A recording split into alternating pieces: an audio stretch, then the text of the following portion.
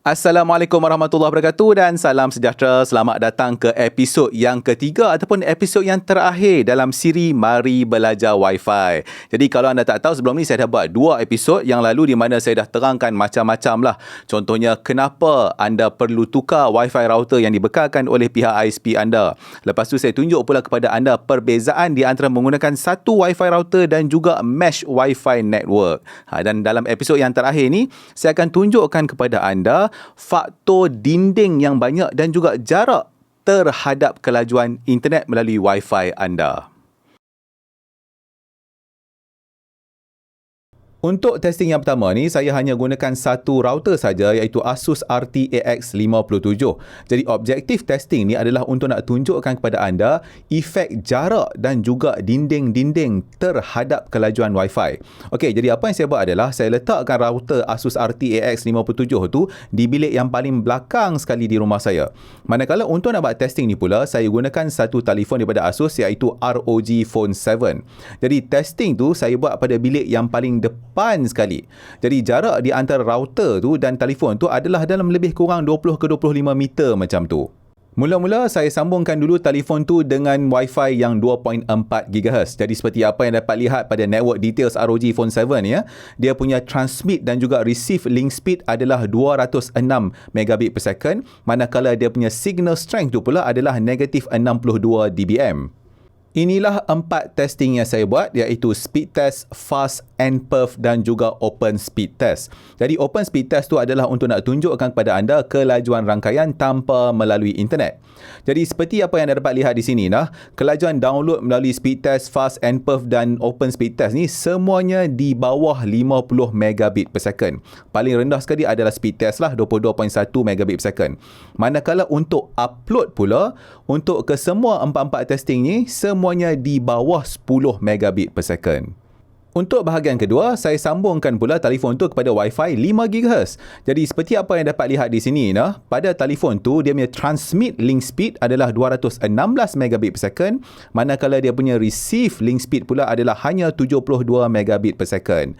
Dan dia punya signal strength pula adalah negatif 70 dBm. Rendah sikit lah daripada yang Wi-Fi 2.4 tadi. Ini adalah hasil testing menggunakan Wi-Fi 5 GHz tu. Dan apa yang menarik di sini ya, kelajuan download tertinggi adalah menggunakan nperf iaitu 171 megabit per second macam tu. Dan untuk upload pun juga melalui nperf iaitu dalam 54 megabit per second. Dan apa yang menariknya adalah nperf ni adalah testing melalui internet. Manakala open speed test tu sepatutnya dapat lebih tinggi tapi dia dapat lagi rendah pada nperf. Kalau tadi saya hanya gunakan satu Wi-Fi router sahaja, maka testing seterusnya saya akan buat melalui wireless mesh. Jadi untuk mesh node tu saya gunakan router Asus RTAX53U. Jadi apa yang saya buat adalah router ni saya letakkan dia di tengah-tengah rumah saya. Dan seperti yang saya maklumkan tadi, router ni akan bersambung dengan main node iaitu node utama yang Asus RTAX57U tu secara wireless. Jadi router tu berada di hujung rumah saya. Jadi apa yang akan berlaku seterusnya adalah telefon yang digunakan untuk testing tu iaitu Asus ROG Phone 7 tu akan bersambung dengan router Asus RTAX53U sebab dia adalah lebih dekat berbanding dengan RTAX57. Nah, inilah dia testing melalui wireless mesh.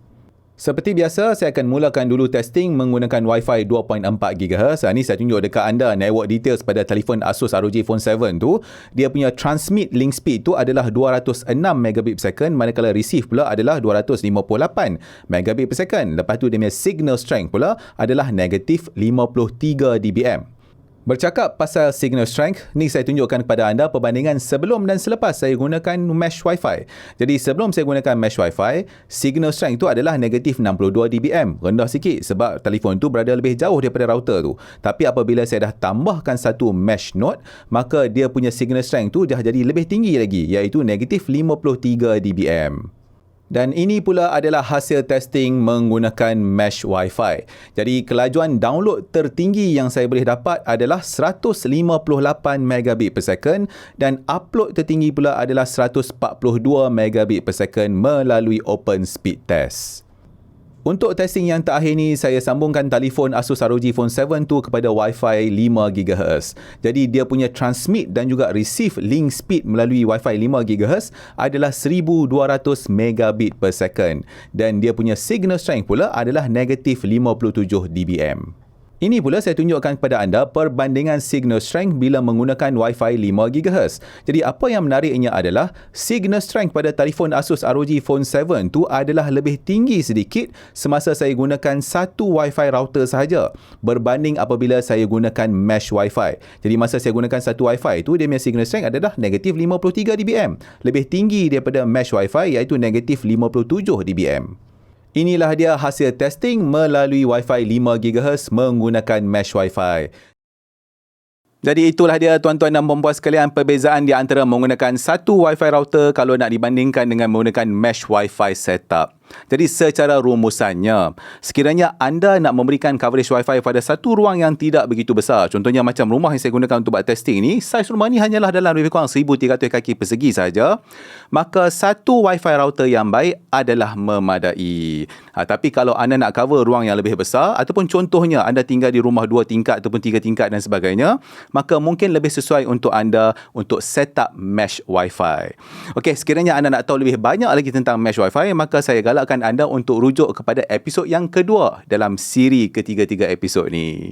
Okey, saya rasa sampai sini dulu untuk episod kali ini. Jadi sebelum saya akhirkan episod ni, saya nak ucapkan jutaan terima kasih kepada pihak Asus kerana memberikan router-router tersebut untuk saya buat testing ni. Dan saya juga nak ucapkan jutaan terima kasih kepada anda semua kerana sudi menonton. Sambil-sambil itu, sekiranya anda rasa episod ni mendatangkan manfaat kepada anda, maka saya harap anda sudilah untuk subscribe kepada channel YouTube Pendakwah Teknologi kalau tak subscribe lagi, dan juga follow Facebook, X, Instagram, Twitter, semualah pendek kata, TikTok dan sebagainya, Pendakwah Teknologi.